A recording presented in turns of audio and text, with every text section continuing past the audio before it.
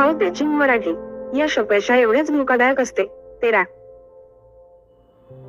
यश अपयशा एवढेच धोकादायक असते. आशा ही भीती एवढीच पोकळ असते. यश अपयशा एवढेच धोकादायक असते याचा अर्थ काय? तुम्ही शिडीने वर जा किंवा खाली या, तुमचे स्थान तेवढेच अस्थिर असते. जेव्हा तुम्ही दोन्ही पायाने जमिनीवर उभे राहता, तेव्हाच तुमचा तोल सांभाळला जाऊ शकतो. आशा ही भीती एवढीच पोकळ असते याचा अर्थ काय? आशा आणि भीती दोन्ही काल्पनिक असतात, ज्या स्वतःबद्दलच्या विचारांनी जन्मतात.